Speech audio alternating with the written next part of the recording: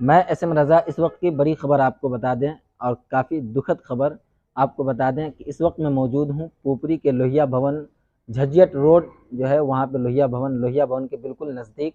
और हम चाहेंगे कैमरामैन साहब से कि इस घर को आप सही से दिखाएं। ये घर रंजीत मित्तल जी का घर है, जो बिजनेसमैन है, बिजनेस वगैरह किया करते थे।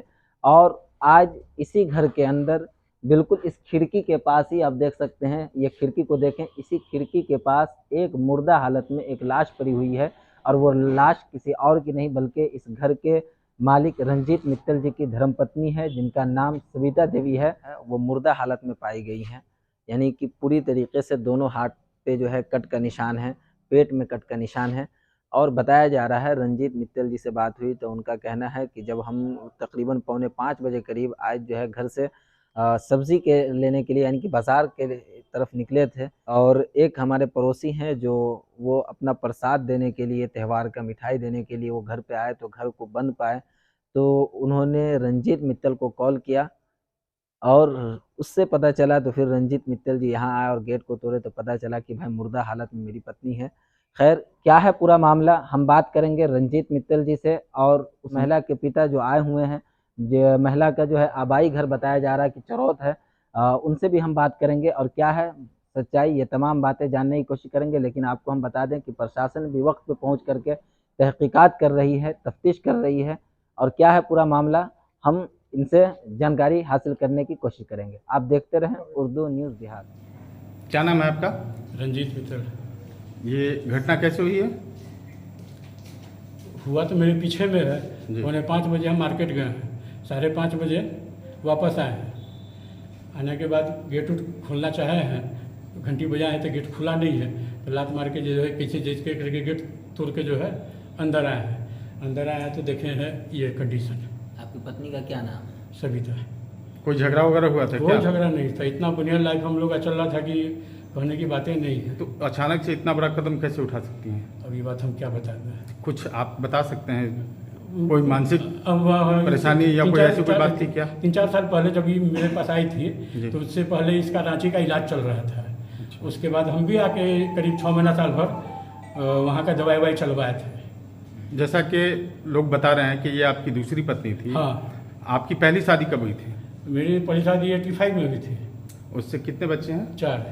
क्या नाम था उनका? किसका? पहली पत्नी का? शशि देवी। वो कब, उनका निधन कब हुआ? 2015 में अच्छा ब्रेन ट्यूमर से। अच्छा। 2001 में उसका बॉम्बे में इलाज हुआ था।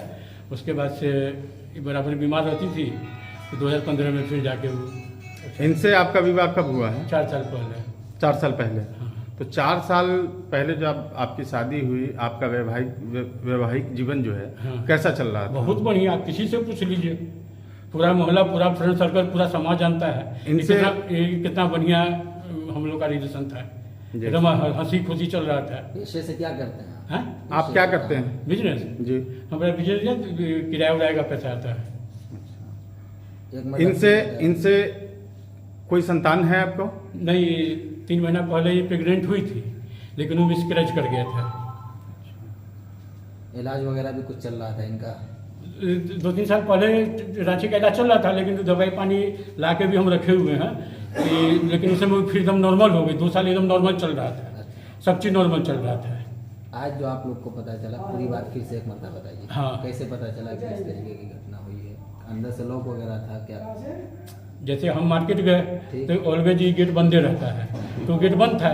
उसके बाद देखो ये भाई जी जो है ये छठ का प्रसाद देने के लिए आए, यहाँ पे 2-3 दफे बेल बजाए तो गेट खुला नहीं। तो हमको फ़ोन किए कि भैया हो गेट न खुल रहा है, तो हम कहीं कहीं मंदिर में होते ही शामबत्ती करे तो 5 मिनट रुक जाए।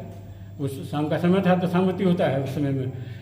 उसके बाद ये बोला कि हमको भी जाना है, तो हम बोले प्रसाद जो है किराना वाला सामने में दुकान है वहाँ रख देना। तो ये बोला ना भैया हम गेटे पर जो है लटका दे छी, अभी तक शायद लटकले होगा उसमें, वो लटका ही हुआ है। तो ये चले गए, फिर हम भी आए, हम भी घंटी उंटी बजाए तो नहीं खुला। तो हमको भी मन में हुआ क्या मन हुआ, तो फिर हम गेट में धक्का मारे 2-3 दफे कस के, तो कुंडा जो है पतला सा कुंडा था, उखड़ के अंदर आए। फिर आए हैं चारों बजे देखें, तब देखते हैं कि कोना में जो है ऐसी ये पोजीशन है। उसके बाद देखने के बाद आप क्या किए हैं? देखने के बाद क्या किया, हम तो देखने के बाद एकदम बदहवास हो गया। हमारा तो कोई दिमाग नहीं काम कर रहा था कि क्या हो गया, इतना बड़ा सरप्राइज जैसा हो गया एकदम से।